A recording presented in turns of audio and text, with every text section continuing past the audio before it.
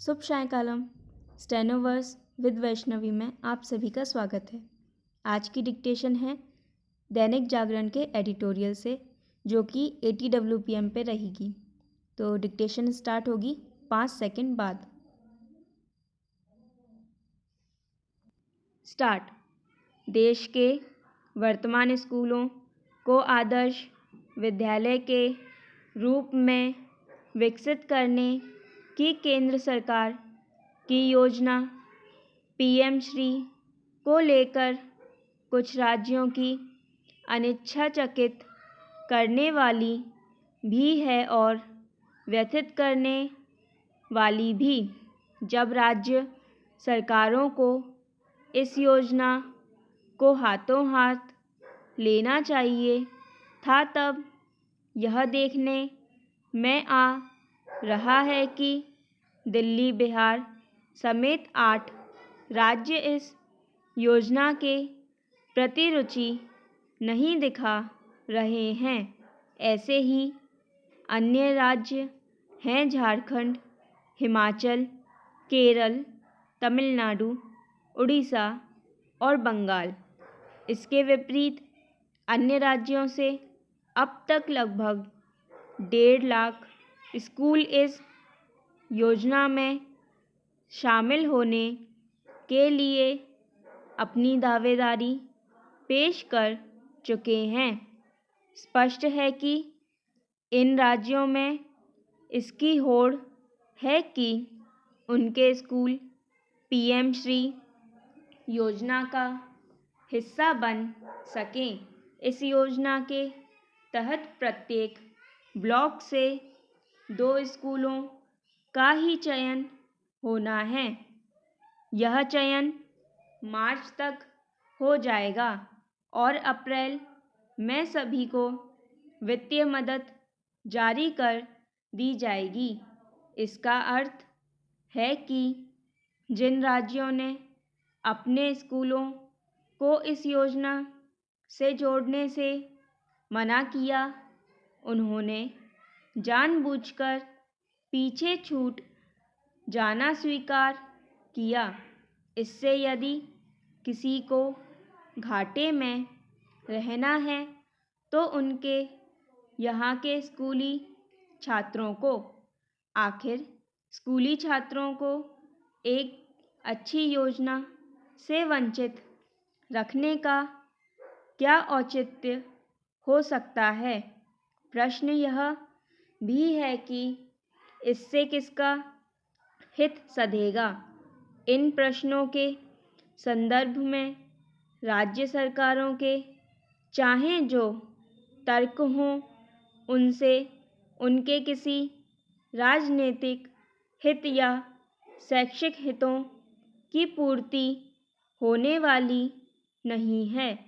समझना कठिन है कि शेष राज्य PM श्री योजना में अपने लिए जो लाभ देख रहे हैं, उसे 8 राज्य क्यों नहीं देख पा रहे हैं। यह पहली बार नहीं है कि जब कुछ राज्यों ने केंद्र की किसी योजना में भागीदार बनने या फिर उसे अपनाने से इनकार किया हो। इसके पहले कई राज्य सरकारें संकीर्ण राजनीतिक कारणों से केंद्र सरकार की कल्याणकारी योजनाओं से अपनी दूरी बना चुकी है। इससे यदि किसी की हानि हुई हो तो आम जनता की। इसे विस्मृत नहीं किया जा सकता कि अतीत में कुछ राज्यों ने किस तरह आयुष्मान भारत और किसान सम्मान निधि को अपनाने से इनकार किया। एक समय तो निर्धन तबकों को बड़ी राहत देने वाली एक देश एक राशन कार्ड योजना को भी अपनाने में आनाकानी की गई। यह योजना पूरे देश में तभी लागू हो सकी जब सुप्रीम कोर्ट ने आनाकानी करने वाली राज्य सरकारों से सवाल जवाब किए।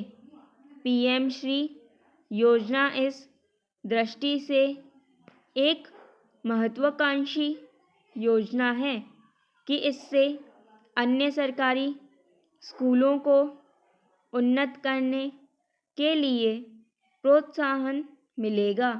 ये स्कूल नई राष्ट्रीय शिक्षा नीति के तहत तैयार किए जाने हैं। ये केवल राष्ट्रीय शिक्षा नीति लागू करने में ही सहायक नहीं होंगे बल्कि पठन पाठन के साथ अपनी अन्य गतिविधियों के चलते दूसरे स्कूलों के लिए अनुकरणीय भी बनेंगे। पूर्णविराम पैरा।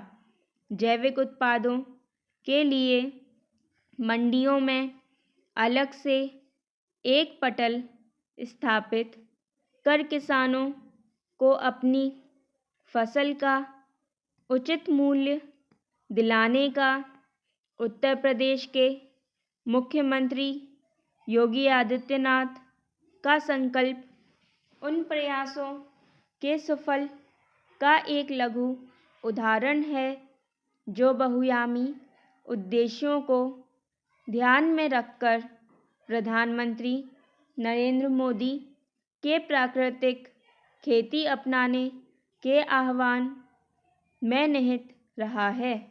1.5 साल पहले आकांक्षात्मक जिले बलरामपुर में प्रधानमंत्री ने यह आह्वान किया था। तब भी और अब भी प्राकृतिक खेती के पीछे मात्र यही एक मंशा नहीं थी।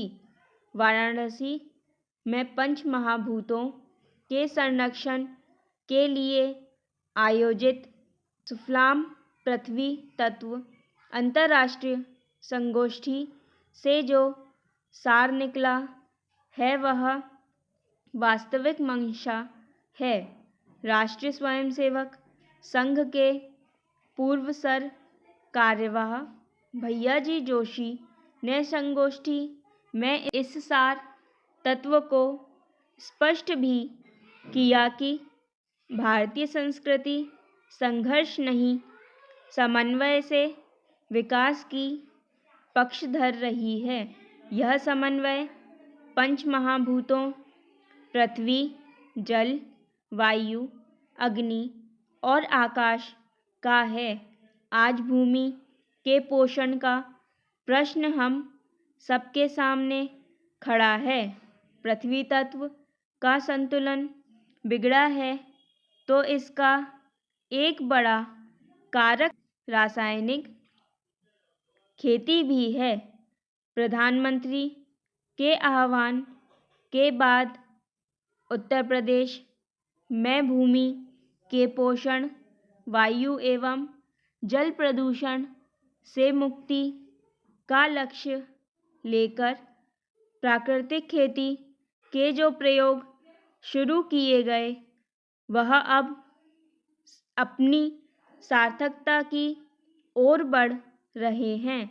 मुख्यमंत्री द्वारा मंडियों में पृथक पटल स्थापित करने का संकल्प भी उसी सार्थकता को अभिव्यक्ति दे रहा है। समस्त बुंदेलखंड एवं गंगा के तटवर्ती गांवों में प्राकृतिक खेती का प्रयोग शुरू हो चुका है तो उसके पीछे भूमि के पोषण के साथ नदी प्रदूषण से मुक्ति की सोच भी है। रासायनिक खादों के प्रयोग से की जाने वाली खेती का दुष्परिणाम यह भी है कि वर्षा काल में विषाक्त रसायन खेतों से बहकर नदियों तक पहुँचते हैं। इसके विपरीत गौ आधारित प्राकृतिक खेती से भरपूर उत्पादन हो रहा है। पृथक पटल स्थापित होने से प्राकृतिक खेती करने वाले किसानों को कृषि उत्पादों के विक्रय का एक संस्थागत ढांचा भी मिल जाएगा, जिसकी मांग हो रही थी। पूर्णविराम स्टॉप।